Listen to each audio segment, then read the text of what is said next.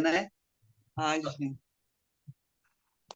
Então, gravando o módulo 23, Introdução à Teoria de Lacan.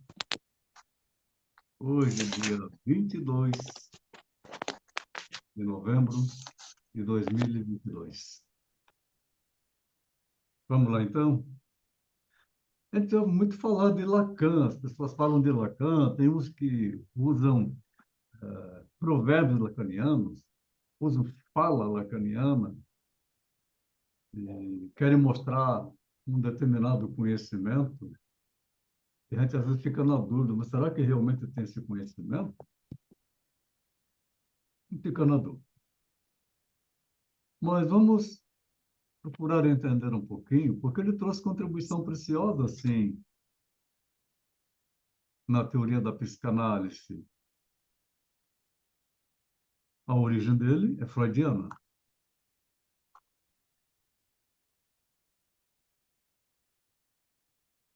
Ele deixa bem claro que Freud foi inventor da psicanálise.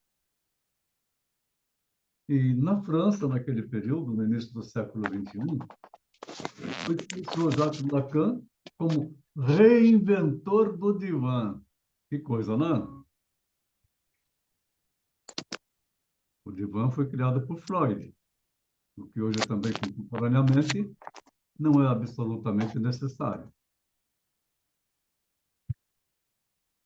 Mas ele tem Ah, eu adoro essa frase dele. tem essas coisas interessantes, né? Que ele diz assim: você pode saber o que disse, mas nunca o que o outro escutou. De fato, quando nós falamos alguma coisa para o nosso paciente, nós não temos certeza do que foi que ele escutou. E o que ele nos conta, será que nós distorcemos também daquilo que ele está contando? Mas Lacan, ele foi ousado, né? Ele criou novos conceitos, inventou uma técnica original de análise, da qual decorreu um tipo de formação didática diferente daquela preconizada pelo freudismo clássico. E Lacan, com efeito, foi o único dos grandes intérpretes da doutrina freudiana a efetuar a sua leitura, não para ultrapassá-la ou para conservá-la, mas com o objeto, confesso, de retornar literalmente aos textos de Freud. E que vão perceber que tudo que ele criou, ele volta sempre a Freud. O lacanismo é uma espécie de revolução às avessas, não um progresso em relação ao texto original, mas uma substituição ortodoxa desse texto, uma maneira diferente de falar a mesma coisa. E Lacan utilizou bastante a linguística, a lógica matemática em psicanálise, a topologia. Mostrou que o inconsciente se estrutura como uma linguagem. A verdade sempre teve a estrutura de uma ficção, em que aquilo que aparece sob a forma de sonho ou devaneio é, por vezes, a verdade oculta sobre cuja repressão está a realidade social. Eu penso que aqui ele está falando de um sonho recorrente, né? Pela descrição. Se nós começarmos a entender melhor como funciona. E como ele utilizou muita linguística, nós vamos lá em Saussure, e vamos na parte da linguística que nós fizemos na semiologia psicanalítica.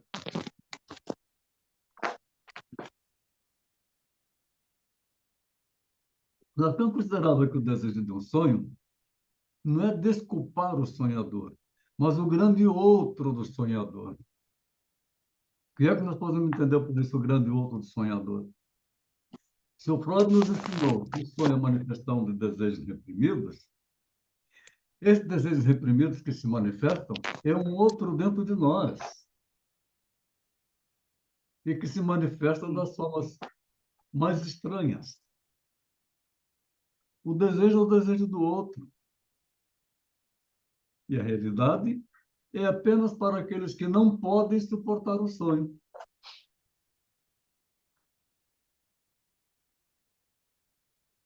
O pensamento de Lacan tem como principal característica ter introduzido no pensamento de Freud, inicialmente, pela fenomenologia, todo o sistema da filosofia alemã de Hegel, de Husserl e de Heidegger, e principalmente a teoria do sujeito, que não existe em Freud.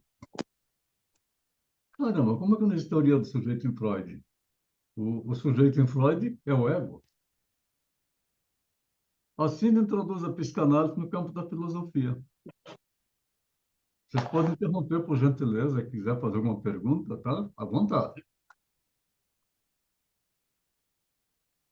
O Lacan pensa a psicanálise num vasto campo de interrogações, combinando filosofia heideggeriana com a linguística de Saussure e o estruturalismo de Lévi-Strauss, retirando a concepção do significante do inconsciente estruturado como linguagem. Isso levou a ocupar um lugar importante na psicanálise e no campo intelectual.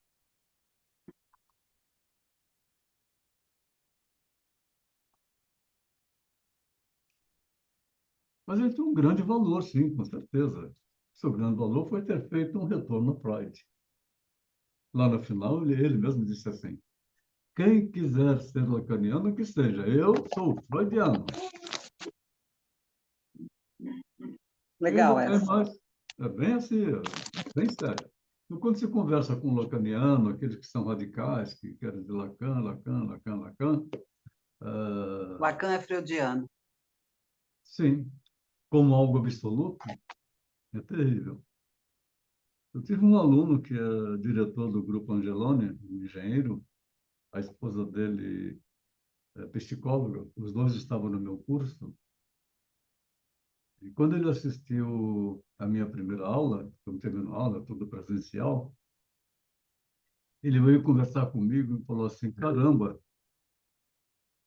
a, a sua didática dá de 10 a 0. Eu estudei um ano na Maêutica, de Florianópolis. Aquilo é monólogo, autoridades, coisa impressionante. É insuportável fazer um curso daquele lá. E da forma como você explica a sua didática, eu passei a entender o que é a psicanálise na primeira aula, no primeiro módulo. E depois nós avançamos com outros também. Nós vamos ver ainda, que vocês já viram também, Melanie Klein, né? Lacan e Melanie Klein têm em comum a extensão da clínica da neurose para a clínica das psicoses e também ter aprofundado a questão da relação arcaica da mãe com o bebê. Isso também vem de Freud sempre, e bem esclarecido também em Winnicott. Essa aproximação é percebida em seu escrito A Família, de 1938. Ele integra a tese kleiniana, em particular no conceito de posição paranoide, atribuindo à transferência um papel primordial. Ora, o que nós falamos? O que é uma sessão de análise? São transferências. De fato, não tem análise se não houver transferência. Mas, porém, não aboliu a questão do lugar do pai, a ponto de localizar na falha simbólica deste a própria origem da psicose.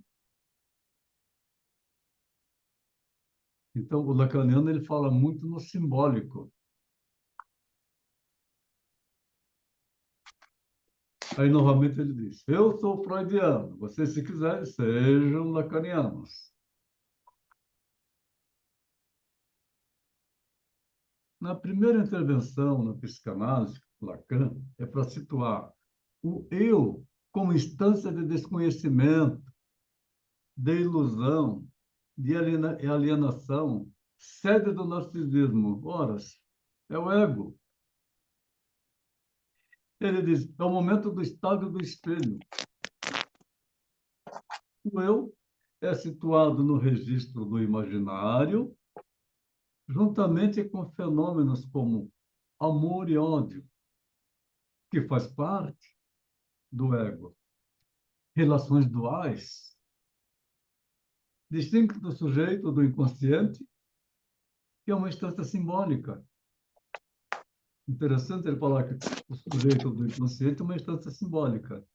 E quando nós entendemos por Freud, nossos conteúdos se manifestam, às vezes, que vêm lá da origem do inconsciente, reafirma a divisão do sujeito, pois o inconsciente seria autônomo com relação ao eu. O eu é o ego. E o inconsciente ele é autônomo. Se nós tirarmos o superego, o inconsciente se manifesta livremente. Porque o eu, o ego, ele está a serviço do inconsciente e a serviço do superego.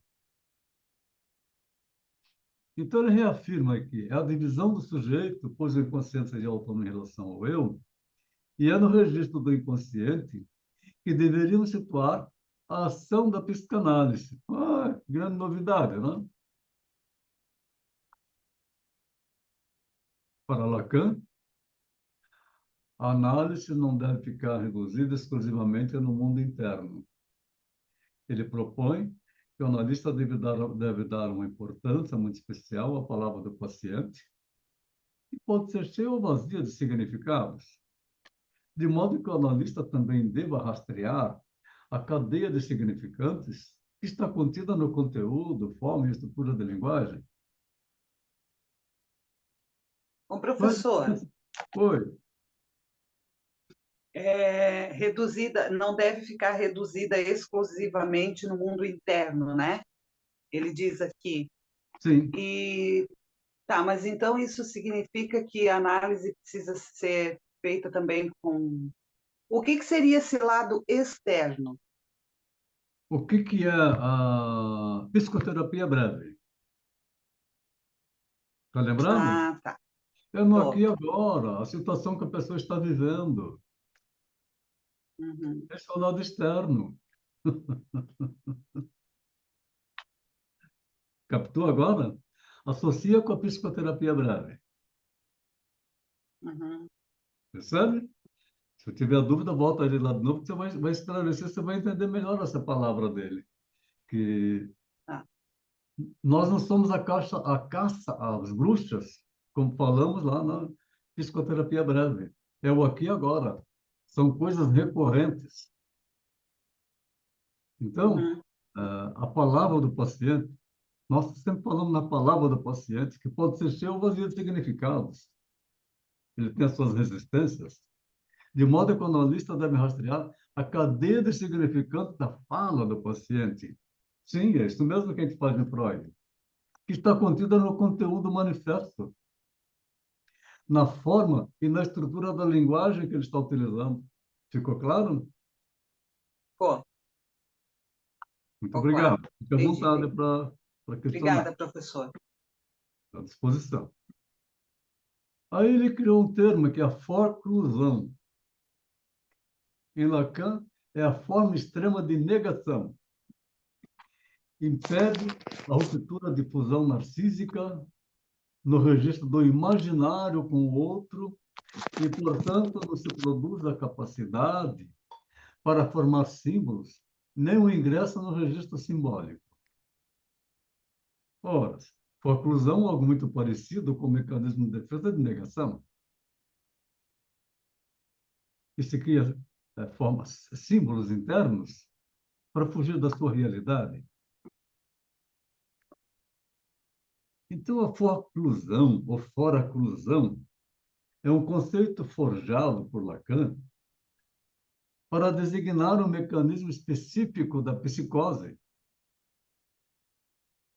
através do qual se produz a rejeição de um significante fundamental para fora do universo simbólico do sujeito. e cada um tem seu universo. Uhum. Quando essa rejeição se produz, então o significante é fora-cluído. Quem estuda Lacan e não conhece Freud, fica numa confusão danada aqui também. Difícil buscar esse entendimento.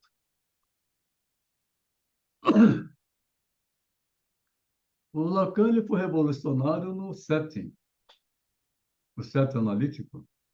Ele aboliu o tempo cronológico de uma sessão de 45 a 50 minutos, substituindo pelo tempo lógico, ou seja, sem tempo fixo de duração. Sendo assim, a sessão pode terminar quando o analista atinge o corte simbólico, isto é, sai do registro imaginário e sua palavra vazia passa a ser cheia. Lacan fazia a sessão de psicanálise em 15 minutos.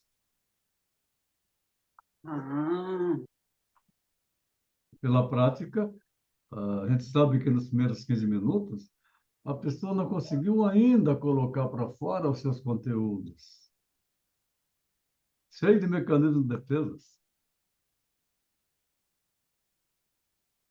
Então, quando ele fala da transferência, o risco que Lacan vê e alerta é de um analista poder reforçar, até eternizar uma dependência transferencial, quando ele for muito preconceituoso. Ora, o psicanalista ele tem que se despir de preconceito. Nós não podemos admitir psicanalista preconceituoso, porque ele vai trabalhar com pessoas das mais variadas áreas, das mais variadas etnias, dos mais variados pensamentos. Nós tratamos tanto de esquerda como de direita, como de centro. Nós tratamos tanto pessoas héteras como homossexuais, então, sem preconceitos. Então, se for preconceituoso, a princípio, que a gente pode entender, não pode ser psicanalista. Constituindo o que o autor designa com a sigla SFS, que quer dizer sobre o sujeito suposto saber. Ele criou uma linguagem diferenciada para dizer a mesma coisa. Isto é entendido como que o nome já demonstra, referido que a dupla parte de um pressuposto de que o analista sabe tudo que o paciente ignora. E não é verdade, nós não estamos portando isso. Nós somos ignorantes do que vai sair do paciente. E não sabemos nada dele. O paciente, evidentemente, ignora o conhecimento que nós temos e as técnicas que nós temos. E não vamos explicar por quê. Então, na contra-transferência, o Lacan evidencia que não aceita a possibilidade de que ela possa se constituir um importante instrumento técnico. Que interessante isso, né? A interpretação, para Lacan, o uso sistemático da interpretação reducionista ao aqui e agora, opa, aqui e agora ele está falando de psicoterapia breve, pode contribuir para uma fixação do paciente no registro do imaginário narcisista, com o risco de se identificar com os desejos do analista. E não é isso que o analista faz na psicoterapia breve, e sim pontuar para a pessoa o que está acontecendo com ela no momento. O que ele valoriza, na verdade, são as interrupções que representam a castração. Interrupção que a gente faz está castrando ele de falar. Ou seja, o corte simbólico, e não propriamente as interpretações clássicas freudianas, e nem sempre nós temos que estar fazendo interpretação clássica para o nosso paciente. Fazemos a interpretação do que está acontecendo, mas não dizemos ao paciente fazer uma interpretação para ele. Aí, na função materna, o Lacan diz que é a passagem ou mediação da lei que a mãe opera. Ou seja, a função e não a pessoa. a função do limite entre o somático e o erógeno. Essa é a lei do interdito interno do incesto, que está incorporada como um traço paternal e que constitui identificação primária. Aqui pode ser que ele esteja falando do processo de complexo de Édipo. A identificação primária é realizada com o traço unário paterno. Sim, a criancinha com 3, 4 anos de idade, ela se identifica com o pai, com a lei da proibição do incesto. Édipo de novo, não é?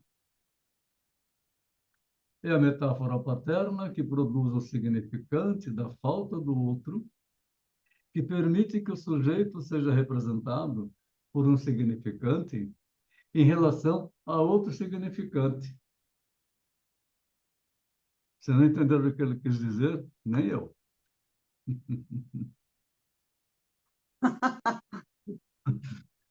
Sem o significante da falta, não falta nenhum significante ao outro.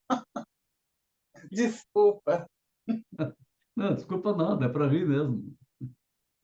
Ai, meu É Deus. engraçado, mas vamos entender o que tem de conteúdo bom nele. Entender a linguagem lacaniana. A vantagem é que dá para imaginar qualquer coisa, isso é bom. Sim, com certeza. Então, se a mãe assume todo o espaço no outro, não há falta de significante. Logo, ela não vai ocupar a função materna. Ela ocupa o lugar do pai, sem, no entanto, conter o significante da falta do outro. É uma linguagem confusa, né? Olha, A função eu vi uma... materna... Oi, pode falar. Fala, Não, não, Álvaro. eu só ia dizer que eu vi uma coisa uma vez tão confusa quanto isso. E dizia Uhum. assim, ó, todo verbo geometriza, toda geometria verbaliza. Até hoje tento entender isso aí, mas já dei 1000 significados, viu? E É. agora estou arranjando essa outra aí para substituir. Então, ele diz que a função materna pode ser estruturante, supõe a mãe sujeito dividido, barrada pela própria castração, e que essa função vai ser desenvolvida junto à criança num processo de passagem, permitindo a entrada da lei, interditando radicalmente o gozo da mãe pela criança, introduzindo o sujeito na cultura. Ora, fase do desenvolvimento psicossexual.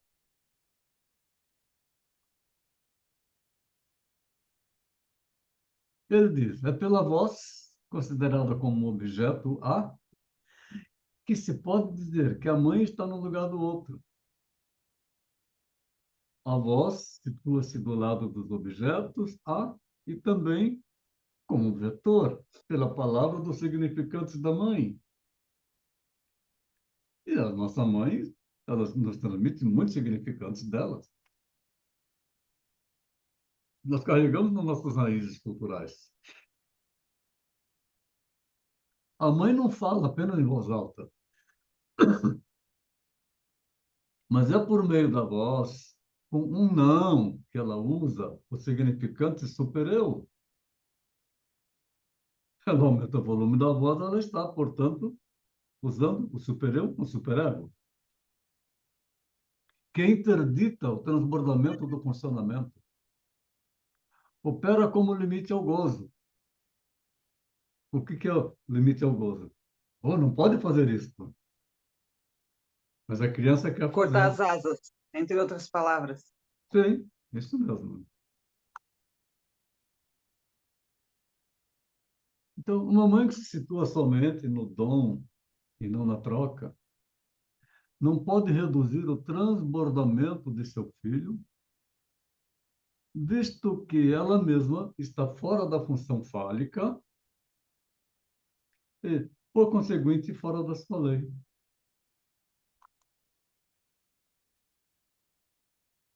E para Lacan, a função paterna, o ser humano não nasce sujeito. E realmente não, ele não é um sujeito. Ele não está ainda formado, ele é um self. Quando ele nasce, nós entendemos, tudo é uma coisa só, né? Ele não tem noção do sujeito. Então, quando nasce, é como um corpo espedaçado, que ele saiu de dentro da mãe. Correspondendo a esse período ao que Freud chamou de autoerotismo, um corpo regido por pulsões parciais não unificadas. Até que ocorre uma nova ação psíquica, em Freud, possibilitando a constituição do eu corporal como unidade, porque é quando a criança começa a perceber que ele é ele e que existe uma outra pessoa.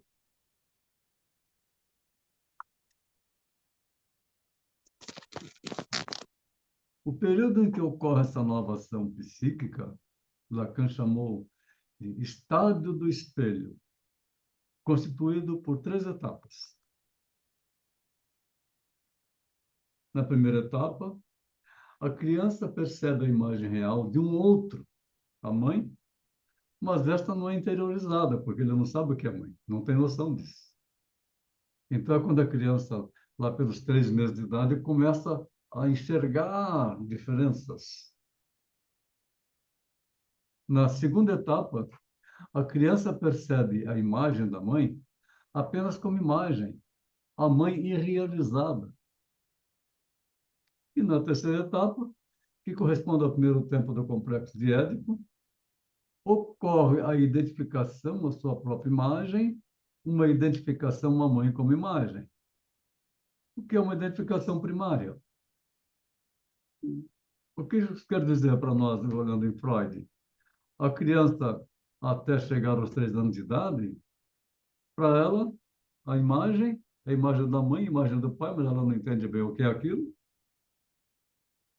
E menino e menina é tudo a mesma coisa. Então, agora ele começa a fazer a sua identificação primária de como ele é. Mas, no entanto, essa relação simbiótica e fusional entre a mãe e o bebê precisa passar por um corte.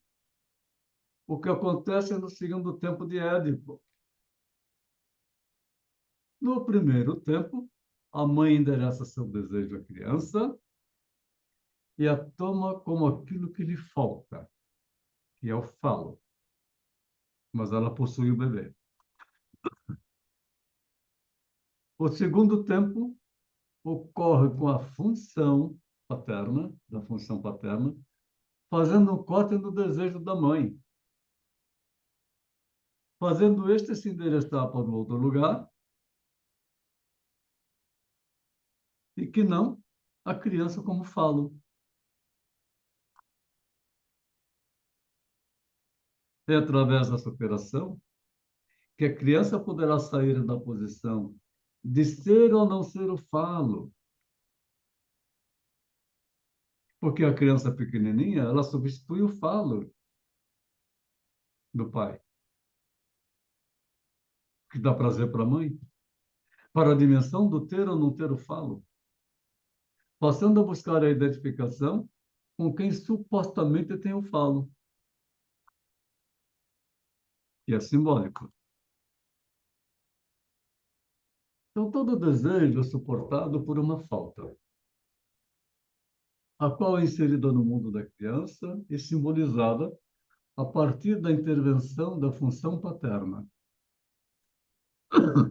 Esta lança o sujeito na alienação simbólica, porque fica ainda prisioneiro da palavra, da linguagem, que é comum a todos. Enquanto o eu nasce no campo do outro semelhante, especular, imaginário, o sujeito nasce no campo do outro, da linguagem, da função paterna, da lei contra o incesto, que ordena as relações sociais.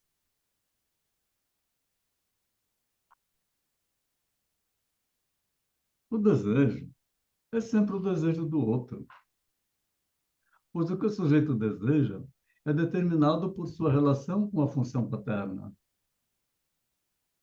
O sujeito é sempre marcado pelo outro. Surge aí um paradoxo. embora o sujeito seja determinado por algo fora dele, ele precisa se responsabilizar pelo seu desejo. O treino é uma novidade, não é, gente? Sim, Lacan chama objeto a aquilo que causa desejo. Puta vida. Nós aprendemos que a libido, que vem a energia, que ela fica catequizada num objeto. E esta libido catequizada num objeto, o que tem lá como foco um objeto, é que causa o desejo. Esse objeto, é o que não está inscrito, aquilo que fura, falta e não pode ser representado. É um resto pulsional e tem a ver com a pulsão de morte. A falta jamais é toda preenchida, ficando o desejo para sempre insatisfeito. O sujeito busca realizar esse desejo através do deslocamento metonímico da demanda, na tentativa de satisfazê-lo. É a partir da falta que o sujeito faz sintoma. Ora, quando nos falta é, alguma coisa, isso nós aí temos faz um total sintoma de sentido, que né? ah, nada de novo, né? A partir da falta que o sujeito faz sintoma. Então, o Nossa, sintoma essa última frase explica tanta coisa. explica tanta coisa, é isso mesmo.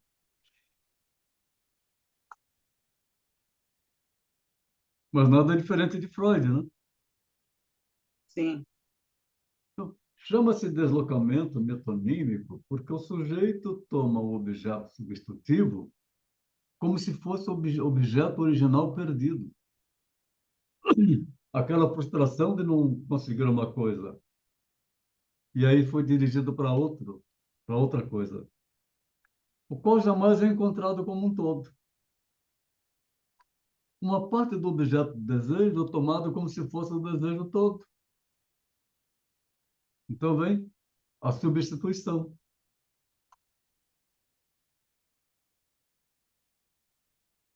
Ele fala do estado do espelho, que é o estado prematuro da criança ao nascer, faz com que ela estabeleça uma relação de dependência com a pessoa que a cuida. Sim, a criança está no peito da mãe pequenininha, ela está mamando, mas ela está olhando para a cara da mãe, para o rosto da mãe. É o estado do espelho. Normalmente, a mãe que desempenha a função daquele que supre suas carências, tanto no plano biológico como no plano imaginário. E para a criança nesse estado do espelho, é uma coisa só. Como a prematuridade não é apenas biológica, mas simbólica também, ela necessita do outro no lugar do código para mediar o seu desejo. O desejo pela mãe. A criancinha vê a mãe, e o que ela fala? Ela quer o peito da mãe, porque é o objeto de prazer dela.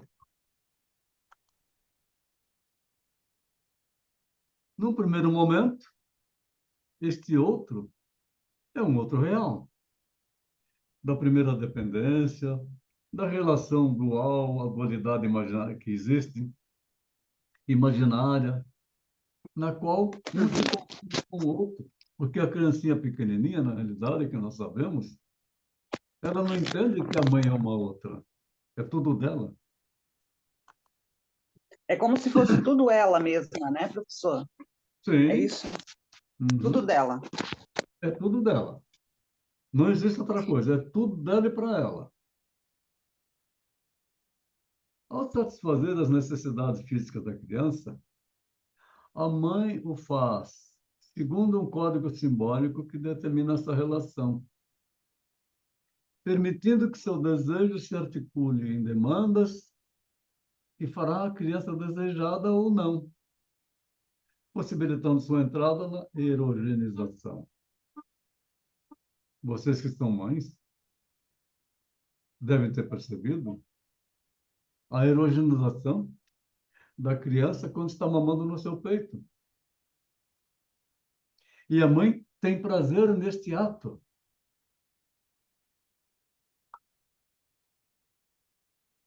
É por meio dessa mediação, na qual a mãe ocupa a função do outro absoluto, provendo a criança de alimentos, de amor e palavras, que ocorrerá o acesso ao campo do simbólico. E para a criança simboliza a mãe como absoluto, objeto absoluto dela, objeto de desejo dela.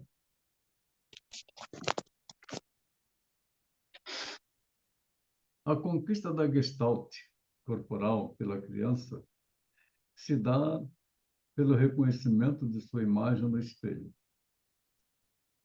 mediada pela imago da mãe. Essa experiência se organiza em 3 tempos.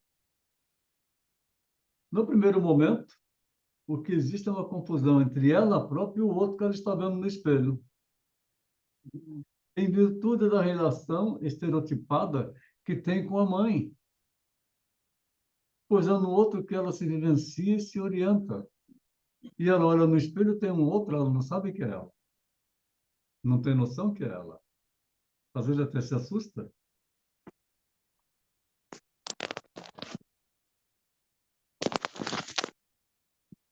Aí a criança vê a sua imagem no espelho e toma como ser real de quem ela tenta se aproximar ou se afastar. É seu sujeitamento ao registro do imaginário.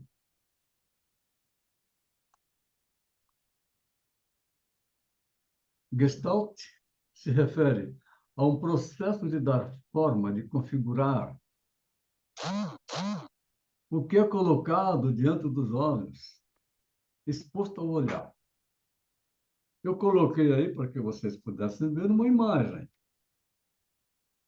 Dependendo da forma como você olha, você vai fazer uma configuração dessa imagem. O que é que vocês veem nessa imagem que eu coloquei aí? 2 silhuetas. É isso? Pode ser a silhueta de um vaso, pode ser 2 rostos. 2 silhuetas, né? Frente a frente. Mas quando você muda a tua visão, você então vê uma taça, não é isso? Uma taça. Uma taça. Foi a primeira imagem que eu vi, uma taça. Uma taça. E para outro, ele vê primeiro a imagem de 2 silhuetas, uma de frente Das para a outra. silhuetas. O que está exposto ao olhar, o que é colocado diante dos olhos, de acordo com o que a pessoa percebe o mundo, as pessoas, os objetos. Então, a Gestalt, ou psicologia da forma, surgiu no início do século XX. E, diferente da Gestalt terapia, trabalha com 2 conceitos: supersoma e transponibilidade.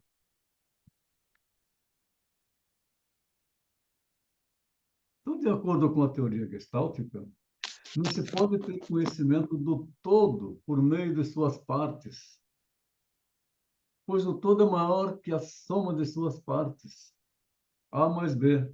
Não é simplesmente A mais B, mas sim um terceiro elemento C, que possui características próprias. Ora, no Sim. processo da evolução, a criança vai adquirindo características próprias. Sim. Aí está. No Ai, segundo tempo, ela que fofo. descobre que o outro no espelho não é um outro real. Ela quer tocar no outro. Mas uma imagem.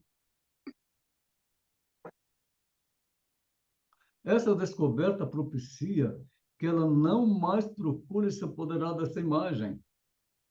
E assim lhe permite distinguir a imagem do outro da realidade do outro.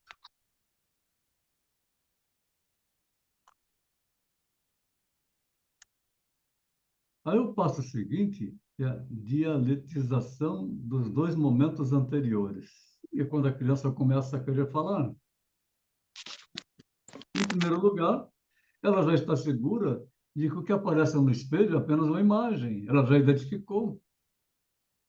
e que aquela é a sua própria imagem, ela já está fazendo identificações, o que permite a ela se reconhecer e recuperar a dispersão do corpo esfacelado, que foi pela sair do corpo da mãe, numa totalidade unificada.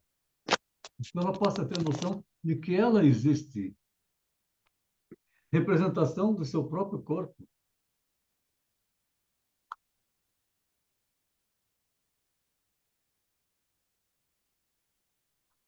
Mas, porém, o estado do espelho, unicamente, não é suficiente para que o ser possa tomar posse do seu corpo, de identificar que ele é uma pessoa autônoma, que ele é uma coisa autônoma, que só se constitui como tal a partir do corpo simbólico. O sujeito ainda precisa simbolizar a legalidade que rege a relação existente entre o objeto, a imagem, o espelho e o sujeito em si, que é ele próprio.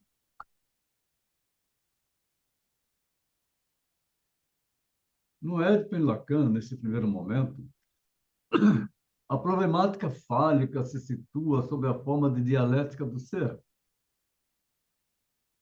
A natureza do objeto fálico com a qual a criança se identifica confere um caráter imaginário a essa relação, uma vez que pressupõe a ausência da instância mediadora do pai.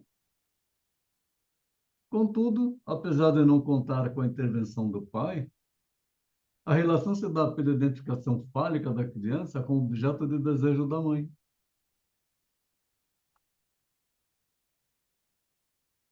Essa elisão, a mediação da castração e a identificação do objeto fálico, coloca numa posição dialética em ser ou não ser o falo.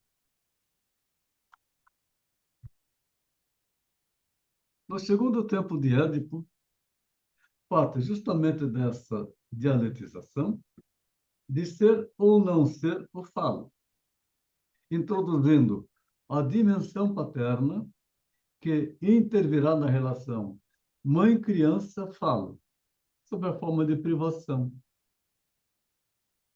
Interessante, né? Porque a mãe tem o poder de estar dominando a criança, então a criança que deseja o pai vê o pai saindo, indo embora.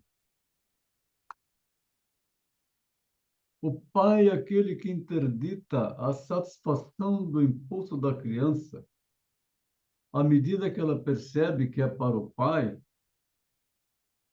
que a mãe se dirige. A criança até passa a ter ciúmes do pai. A entrada do pai na relação intersubjetiva mãe-criança, como quem tem o direito àquilo que diz respeito à mãe, é vivida pela criança como uma frustração. Então, no plano imaginário, o pai, pura e simplesmente, intervém como privador da mãe.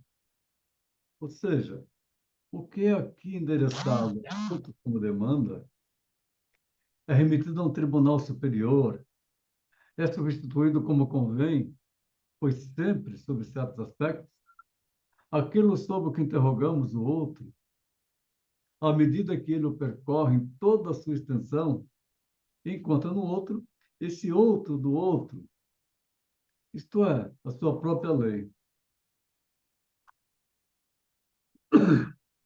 E é esse nível que se produz alguma coisa que faz com que o que retorne à criança seja pura e simplesmente a lei do pai, enquanto imaginariamente é concebida pelo sujeito como privando a mãe.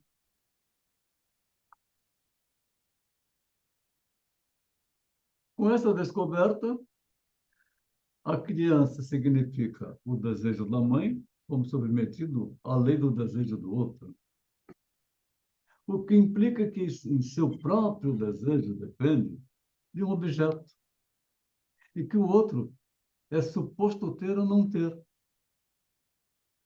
Então, a criança ela tem como objeto primário a mãe. À medida que vai se desenvolvendo, ela tem como objeto secundário, agora, a segunda vez, o pai.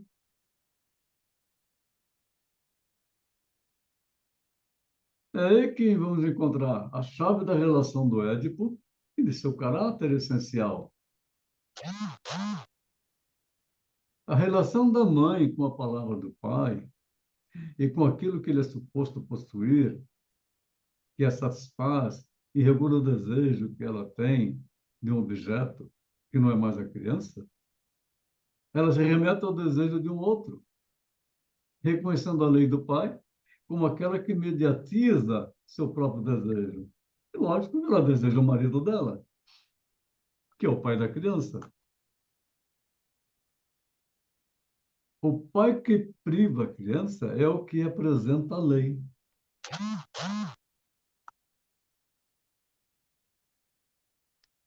Falamos de fora-oclusão, fora-oclusão. Um corte. Para situar a clínica da psicose, é necessário explicar o conceito fundamental de fora-oclusão, cuja origem psicanalítica remete à palavra Verfang, freudiana, de onde Lacan imprimiu seu sentido, tornando-a, para a teoria lacaniana, o conceito operatório da psicose. Ora, o que ele pode entender daí?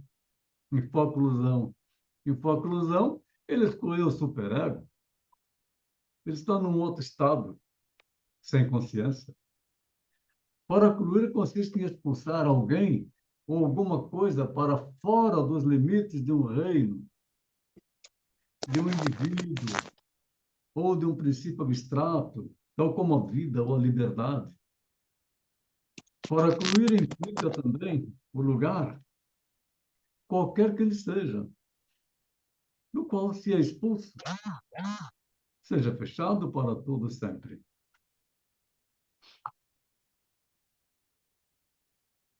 Fora-excluir, portanto, fora-exclusão significa expulsar alguém para fora das leis da linguagem.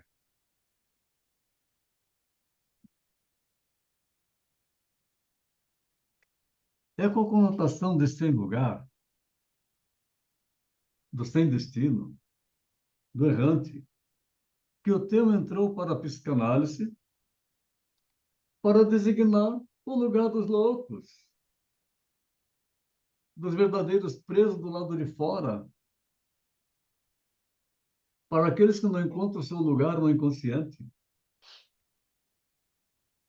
A fora-oclusão ou fora-oclusão indica o tipo de negação envolvida no recalcamento. Weber-Funk, cuja consequência para o sujeito é o retorno no real, já que a negação se deu pela via do simbólico. A escolha de Lacan por traduzir Weber-Funk freudiana por fora-oclusão tem a ver com a diferença que esse termo poderia marcar em relação aos outros mecanismos de defesa.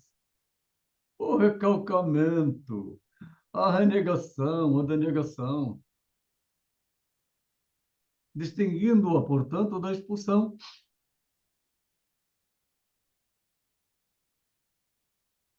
Com a fora-oclusão do nome do pai, estamos diante de uma dupla falta.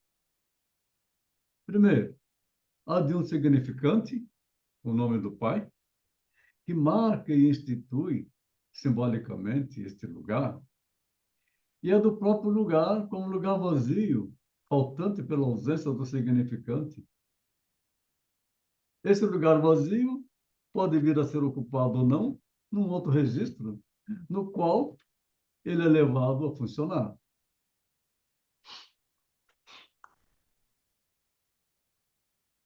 Então, quando não houver a fora-oclusão, o que deveria ser a parte simbólica do pai, vai deixar em seu lugar a parte real. Se o sujeito encontrar o pai real, quando o lugar está marcado pela ausência de significante, ele produzirá, na cadeia de significações, uma alteração delirante, no lugar de nenhuma resposta possível de sua parte.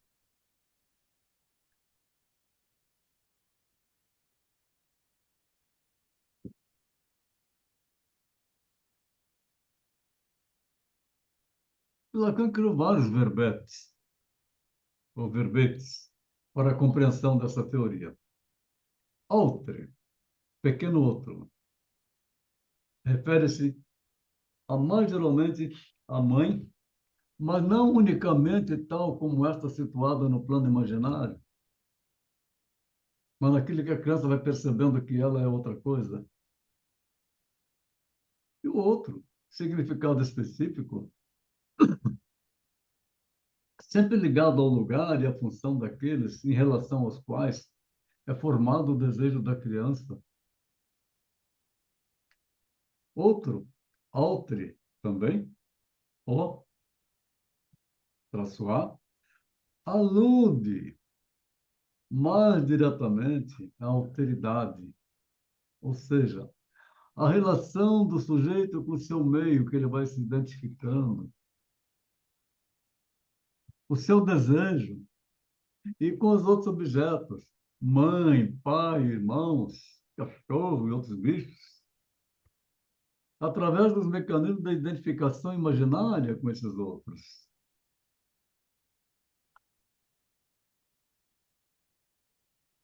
O pequeno outro, uma mãe definida por Lacan, inalcançável em razão do tipo de desejo da criança, que implica um risco incestuoso, fica assim representada no imaginário. Como exemplo, um pai pode ser representado no imaginário como complacente ou ameaçador, ou feito à imagem e semelhança dele, o filho.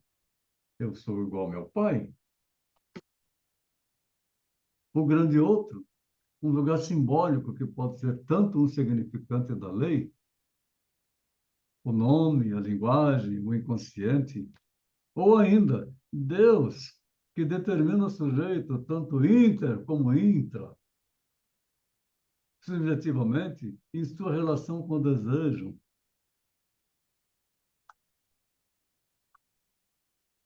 Então, o grande outro, quando evocado pela criança, impede que se perpetue a sua relação diádica com a mãe,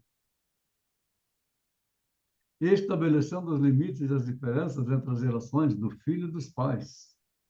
É quando ela começa a fazer a identificação da diferença do pai e da mãe, ocasião que provavelmente vai surgir o complexo de Édipo.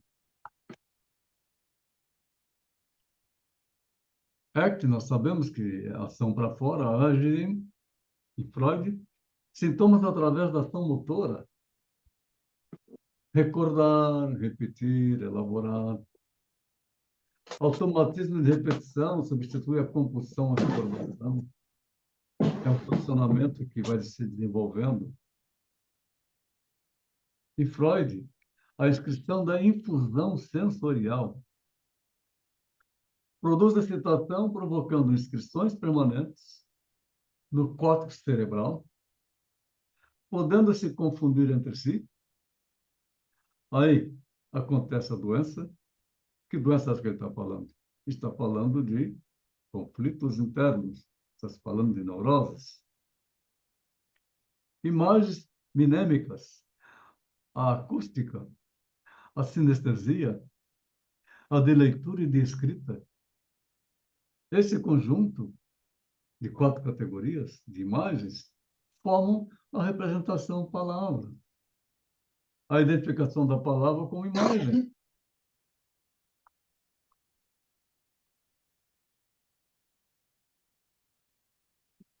Então, para Lacan, ato é sempre um significante, que é o acting, a ação. Acting é uma conduta assumida por um sujeito que tem uma mensagem para ser decifrada por aquele a quem é dirigida. Porque nós falamos tanto do acting out, né? A ação que o sujeito está representando. A passagem ao ato, sem uma demanda de amor por parte de um sujeito, que só consegue vivenciar seu desespero através de uma forma evacuativa, manifestando, portanto, a sua dor emocional.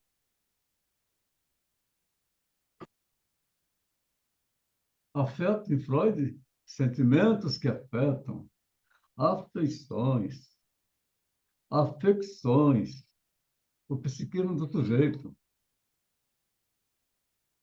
A angústia pode ser considerada um afeto que não engana.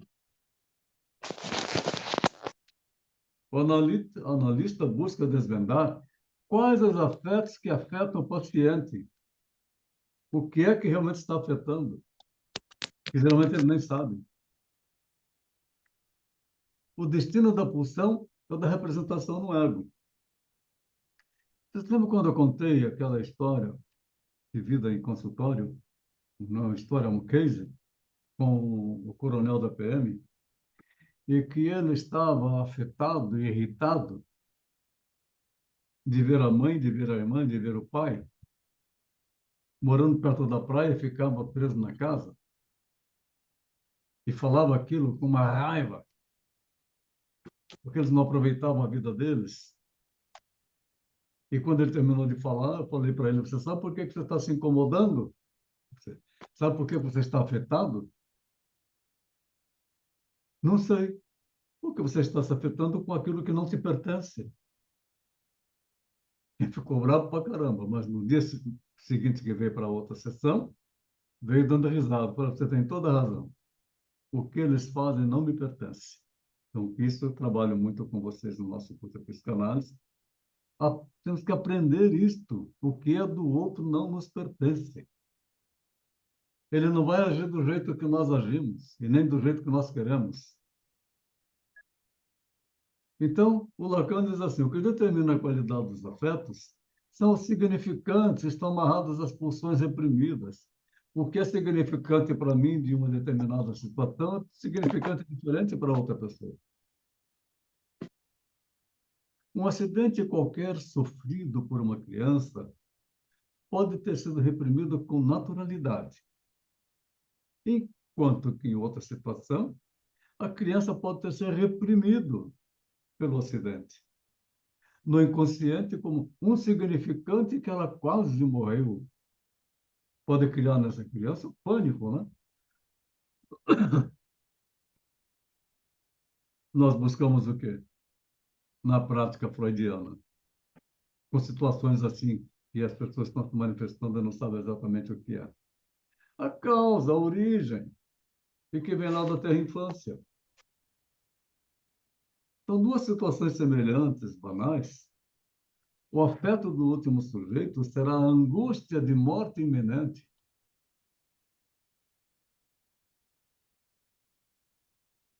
Na alienação, o sujeito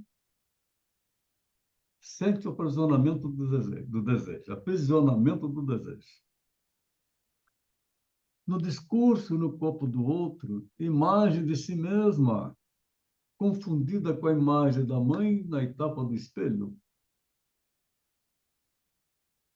E na alucinação, etmo-latino alien, aquilo que é nosso, alguém distante, apartado de si mesmo. E o amor, ligado às pulsões de vida e de morte, que resulta de diversas formas de o sujeito amar e ser amado, saber qual o vínculo de sadomasoquismo simbiótico, narcisista, alienado no outro, apoderamento e paixão. E que amor que é esse assim, não tão forte desse jeito? Apoderamento, dono do outro, paixão.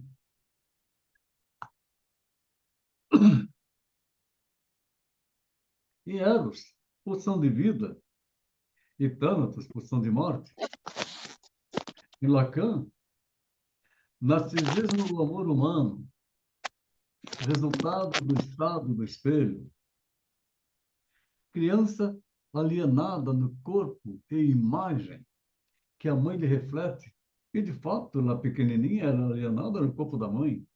Está sempre no próprio sujeito aquilo que está amando no outro, porque o objeto dela, o outro que é a mãe, quando ela já percebe que existe outra e que ela não é uma coisa só. E a demanda, que é a necessidade vital do sujeito preencher o vazio do objeto faltante. Então, quer a mãe, quer a mãe. O sujeito ama no outro o que lhe falta. Aí aquela expressão, amo de paixão. Ama de paixão o que lhe falta. Mas a paixão é posse. A falta resulta da castração. Aí é o responsável pela lei da interdição, ou seja, o tipo de amor pode representar uma constante procura inconsciente de um pai, que por uma compulsão à repetição acaba sendo o pai castrador.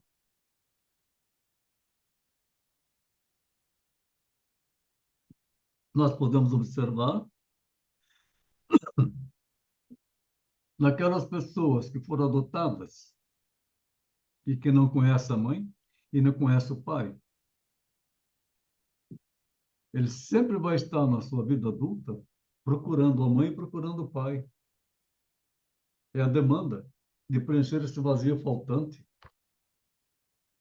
Aquele jovem que eu trato aqui, um executivo, já não é tão jovem, 40 anos, e quando nasceu, a mãe já doou ele. Ele não tem a imagem da mãe, está sempre em busca disso, nessa demanda. E também não sabe quem é o pai. Ele sabe quem é o pai adotivo e quem é a mãe adotiva. Mas lá dentro dele, ele está em busca da mãe verdadeira, da mãe biológica, e do pai biológico que ele nunca conheceu, não vai conhecer. Então, o tipo de amor pode representar uma constante procura inconsciente de um pai. E está mesmo, ele está sempre em busca, inconscientemente, de um pai ou da mãe. E com isso traz para ele uma insegurança muito grande. Que por uma compulsão à repetição, acaba sendo o pai castrador que ele não consegue atender, que não consegue alcançar. Lacan se ocupou sobre o amor, considerando três aspectos: narcisismo, amor humano resultante da etapa do espelho. Sim, narciso, que a criancinha está no colo da mãe, mamando no peito da mãe, olhando para ela. É posse, é o amor por aquele corpo, que no início é tudo ela. Etapa do espelho. Quando a criança fica alienada no corpo e na imagem que a mãe lhe reflete dela, ela vai formando imagens. Desse modo, está sempre no próprio sujeito aquilo que ele está amando no outro. E que pode daí desenvolver, portanto, o autoerotismo. E a demanda alude a um desejo insaciável que se origina de uma necessidade vital do sujeito preencher o vazio de um objeto faltante quando começa a separar do corpo da mãe, promovendo um tipo de amor em que o sujeito ama no outro, sobretudo aquilo que lhe falta.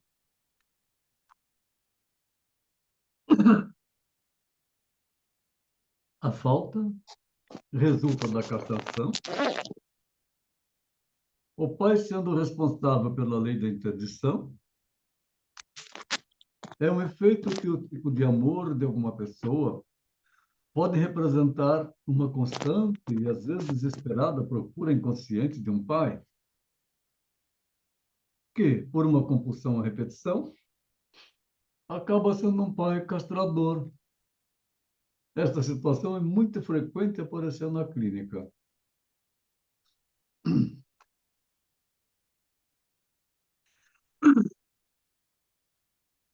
A angústia e ansiedade em Freud, manifestações clínicas de angústia livre que acompanham as neuroses traumáticas. Na situação clínica, é o afeto por excelência. A angústia automática, excesso de estímulos e excitações pulsionais, que o ego do sujeito conseguiu processar. Situação traumática, ameaça do reprimido, irrompe na consciência, determinando a angústia. A angústia é sinal, perigos eminentes, sinal de alarme. Situações banais são altamente ameaçadoras. Alarmada e alarmista, de forma desproporcional ao risco. É quando a pessoa se manifesta com uma angústia tão profunda e não sabe por que ela está angustiada. Apresenta um caso de ansiedade tão grande, a falta do pai para os órfãos, por exemplo, da mãe, a ansiedade de querer saber quem era a mãe e quem era o pai, a necessidade de buscar a sua origem na etapa do espelho que ele não tem. A angústia realista é um perigo real. Desamparo, a perda de amor, a perda de um amor, a separação, a possibilidade de uma separação gera uma angústia realista muito grande. O superego é a castração. Casais que estão em conflito passam por uma angústia realista muito grande, sentem esse perigo real, sentem um desamparo de um do outro.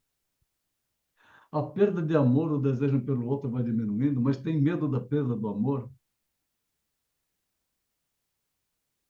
E que vê que é necessária uma separação, mas não consegue fazer a separação.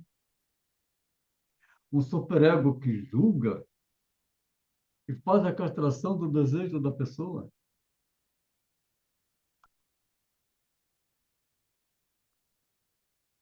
Na etapa do espelho, é uma cadeia, uma rede de significantes. Aí a criança já está fazendo a identificação como outra, uma das mais importantes concepções de Lacan, a etapa do espelho. Desde que nasce, o sujeito, através do discurso dos educadores, passa a formar a cadeia de significantes, na qual ele vai se estruturando, ou deverá se estruturar, sendo justamente o inconsciente essa cadeia articulada.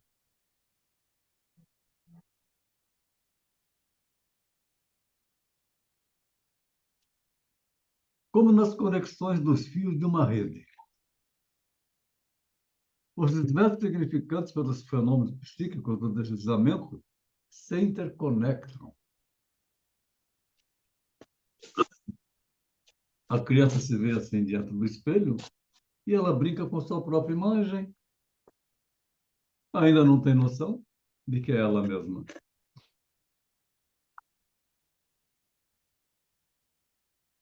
E no processo de deslizamento, processo mental, que resulta do conjunto de mecanismo de deslocamento de uma coisa para outra, mecanismo de condensação e simbolização, de forma análoga à dos sonhos, estão integrados em uma cadeia ou rede de significantes, mediante os quais funciona o inconsciente. Este mecanismo remete a um significante e a outro, como decifrar uma carta enigmática até ser conceitualizado com algum significado. Tem um caso recente também de uma colega nossa que se formou comigo e que há tempo não vinha, mas me pediu uma sessão, começamos a conversar, e ela falando das relações, das realizações que ela estava conseguindo, o retorno da filha para a casa dela, e ela disse, mas eu tive um sonho tão intrigante. Nesse sonho, eu ia tomar banho e eu estava suja. Mas o que eu estava lavando, o ralo estava entupido. E eu pegava a mangueira, esguichava a água e não desentupia o ralo. E aí também estava sujo o vaso sanitário, a privada. Eu pegava a mangueira, colocava lá na privada também, mas não desentupia. Então, no ralo, ainda no sonho, eu tirando a sujeira do corpo, acumulava lá, eu tive que raspar com a mão para que esta água suja pudesse fluir. Poxa, que sonho! E ela ficou intrigada com aquele sonho. Ela é uma excelente psicanalista. Então, Paulo, que nós estamos falando aqui, mecanismo que remete um significante ao outro, decifrar uma carta enigmática, até ser consultalizado com algum significado, tem significados internos que a pessoa não percebe. Então, eu falei com ela assim, com a mesma idade que você está, por 43. Muito interessante. E como é que está a sua atividade sexual com seu marido? Ah, já não é mais a mesma coisa. Agora é mais ameno, mais devagar. Também já não tem aquele fogo que eu tinha. E você já está sentindo ondas de calor? Nossa, que calor que eu sinto! Ela não estava percebendo que ela já está entrando numa perimenopausa? A simbologia toda era sexualizada, mas o que ela estava lavando de sujo dentro dela era a situação que ela tinha vivido com as filhas e que ela queria jogar isso pelo ralo, mas o ralo tem um símbolo da vagina, o vaso sanitário, o símbolo da vagina, e a mangueirinha que espirra água, o símbolo fálico. Então, realmente está acontecendo com ela uma alteração da sexualidade, alteração hormonal e tudo mais, e ela não está percebendo. Por isso, vem essa manifestação que tem algum significado. O significado é que ela está entrando na perimenopausa. Interessante, não?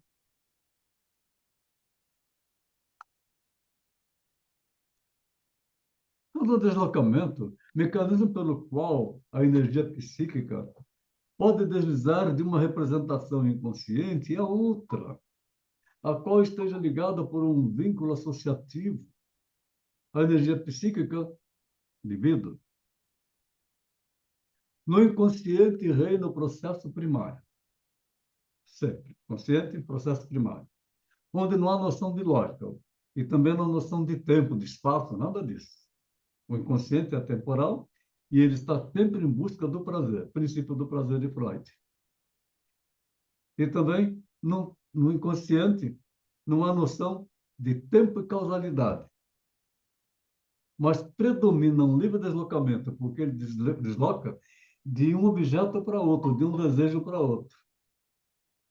Para Freud, deslocamento, o sonho, uma conversão histérica, deslocamento do desejo para o corpo.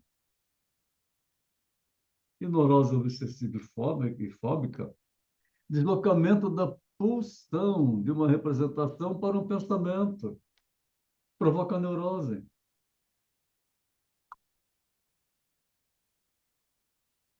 Metonímia, deslocamento, falta de contiguidade, falta de criação de um novo significante simbólico. E a presença do mecanismo de deslocamento. O pensamento toma parte do todo, pode ser ele, um outro, um acontecimento, como se fosse a totalidade. Então, as pessoas, inclusive, potencializam quando fazem o deslocamento. E metáfora, substituição simbólica, de um significante, similaridade com a noção de condensação de Freud por outro.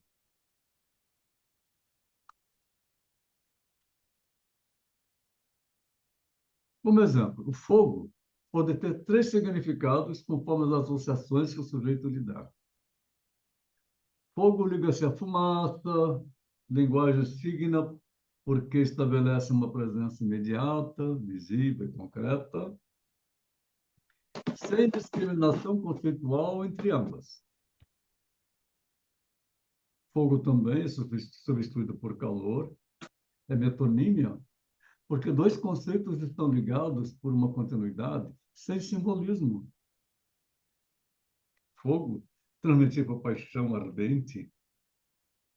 É metáfora, porque houve uma relação de semelhança simbólica, o fogo sexual, sobretudo a criação de um novo sentido.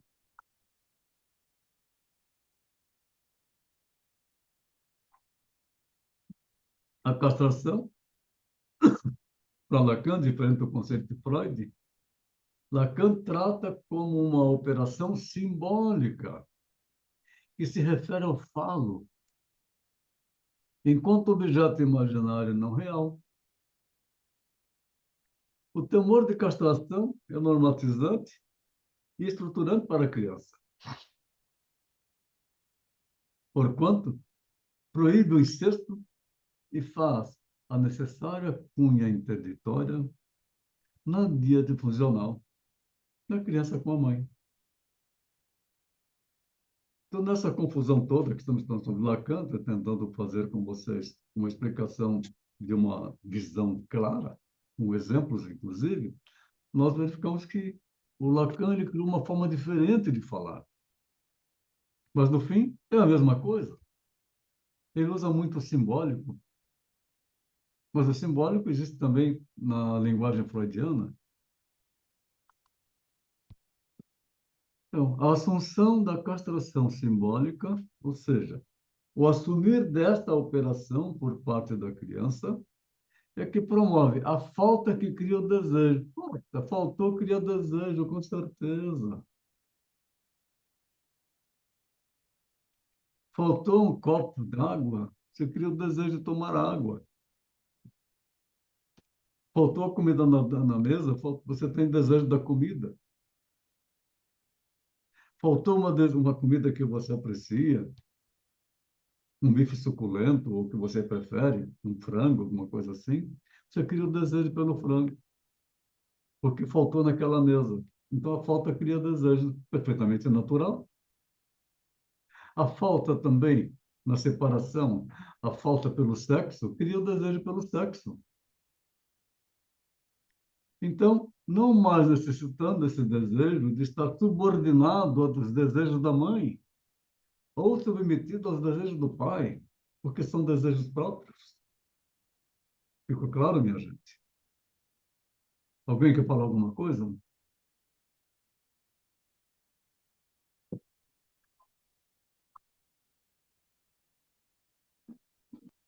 Para Lacan, o complexo de Édipo, no período dos 12 aos 18 meses. Que coisa, né? Que a gente já fala bastante sobre isso, mas vamos ver como é a visão de Lacan. Na terceira fase da etapa do espelho, em situações normais, a criança assume a castração. Diferente de Freud, que se refere à função do pai, como portador da lei que interdita e normatiza os limites da relação diádico-simbiótica da mãe com seu filho. A aceitação dessa castração paterna por parte do filho constitui, para Lacan, o registro simbólico. O ingresso no triângulo edípico propriamente dito, além de representar o grande desafio, as ilusões narcísicas que foram forjadas no período do imaginário das fases anteriores. Lógico que a criança é totalmente narcísica, é tudo para ela, é tudo dela, ela é mais bonita. Para Lacan, existe apenas o período edípico, visto que, para ele, o pai já está presente para o bebê, pelo psiquismo da mãe, tal como ela tem a representação do seu próprio pai.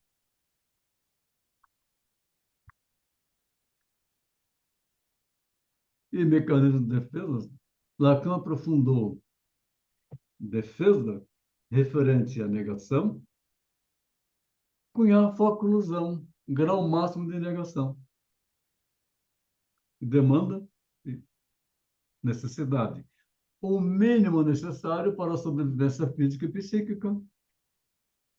E desejo, necessidade satisfeita com prazer e gozo, que o sujeito quer voltar a experimentar.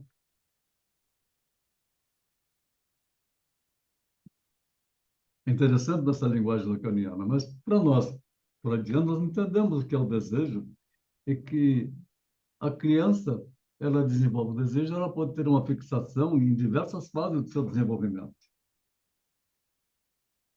A criança tem a primeira fixação na fase oral, o desejo pelo peito da mãe. E quando começa a separar isso, ela chupa o dedo, ela substitui.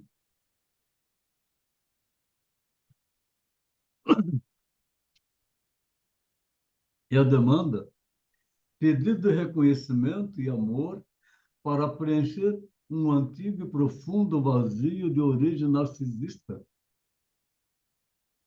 A criança narcísica evidencia na criança cuja demanda não tem por finalidade a demanda de objeto que está reclamando. No imaginário dela, seu pronto atendimento é prova de que ela é amada. O não atendimento, angústia total.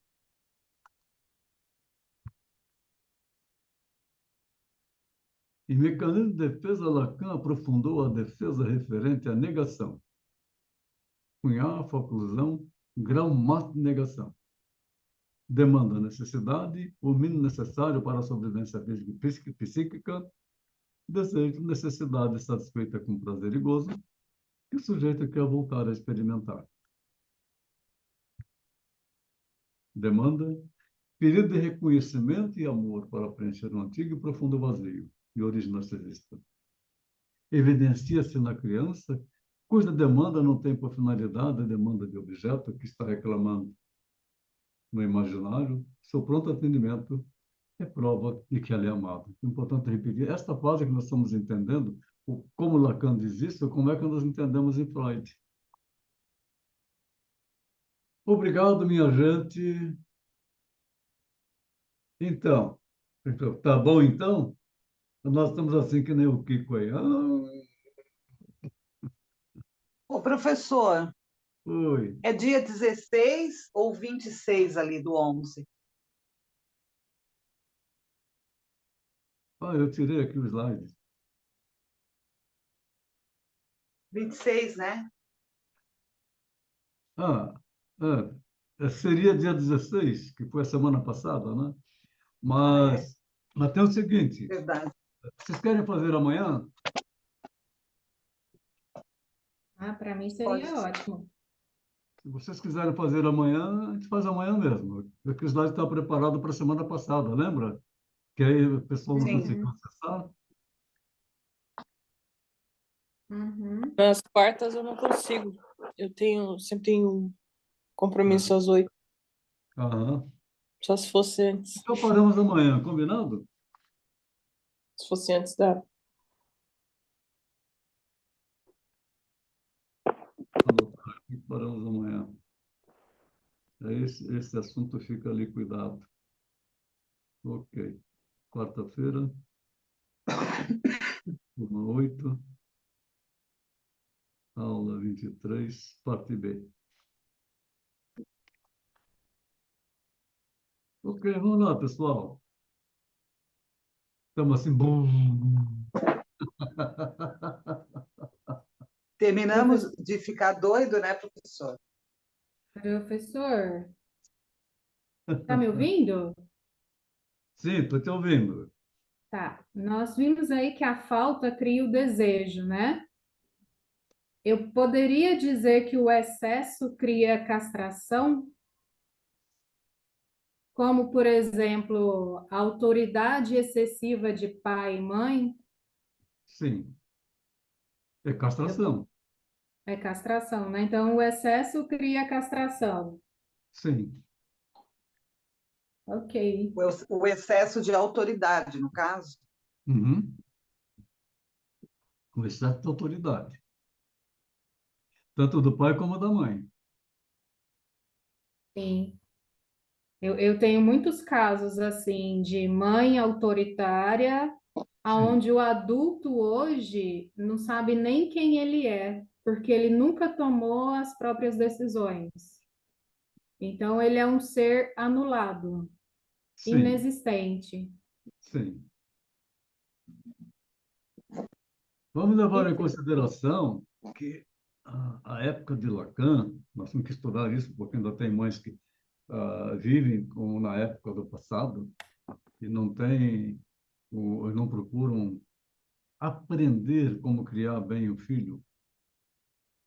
E vai do jeito que a mãe dela ensinou e do jeito que a avó ensinou. Não existe, na maioria, aquela preparação realmente para conceber uma vida. Foi um acidente de uma transa gostosa. Ou Até pode, os dias atuais, né, professor? e pode ir mais adiante. Foi um acidente porque o marido dela ia viajar, embora ela não tivesse prazer na relação, ela fez de tudo para ter relação com ele, para que ele não fosse procurar uma mulher fora na viagem dele. A posse. E aí nasce uma criança, que foi fecundada não com o prazer dos dois, e não com o desejo dos dois da fecundação. E aí, quando descobre que está grávida, puta merda, eu estou grávida. O que eu fui fazer? Isso acontece, às vezes, 7 anos depois de ter um filho, 10 anos depois de ter um filho, em que ela atrai o marido porque ele vai sair para viajar, então ela não quer que ele tenha a possibilidade de procurar uma outra mulher na viagem dele. É a posse. Entende? Interessante isso. Isso vai repercutir na criança? Vai repercutir na criança.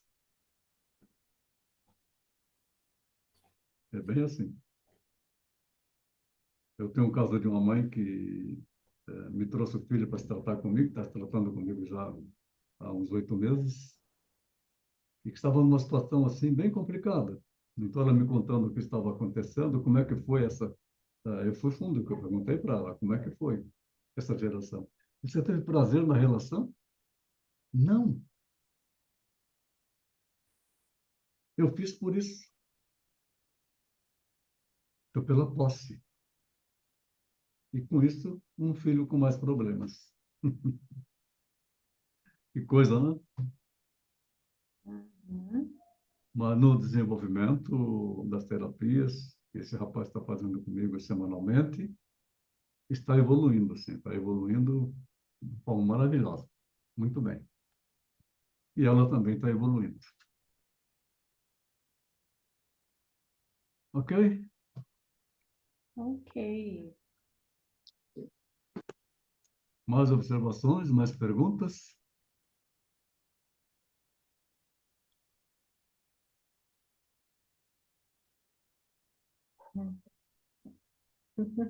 Lacan é igual estudar com patropia, é para daqui, para de lá, sei lá, entende? Então, nós estamos aí conhecendo um pouco de Lacan. Isso não quer dizer que nós entendemos Lacan, que entendemos Lacan, não é? Porque é uma introdução à teoria lacaniana, como também uma introdução à teoria de Melanie Klein. Mas nós pegamos tudo e a gente vê que todos eles retornam a Freud, né? Então, o que nós Sim, temos de Freud é muito completo. E nós vimos em completo. Winnicott também retornando a Freud, mas com evolução na forma de ver as coisas, que é muito bacana em Winnicott, né? E todos estão falando do quê? Da fase infantil, da fase da criança. Que quando se fala em análise, psicanálise pura, e não em psicoterapia breve, é buscar a origem vem lá da criação, desde a fecundação. Comprova isso, né?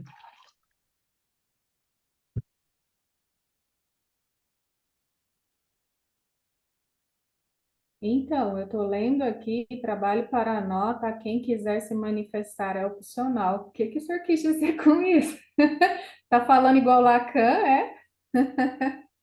Mas nós vamos continuar amanhã, então. Aí vão ficar mais confusos ainda. E aí vocês vão ver uma coisa muito importante no final deste módulo, Vocês não terão que apresentar trabalho sobre Lacan, porque é muito difícil realmente de entender, tá? Deus seja louvado. Ainda bem, né? Pelo amor de Deus.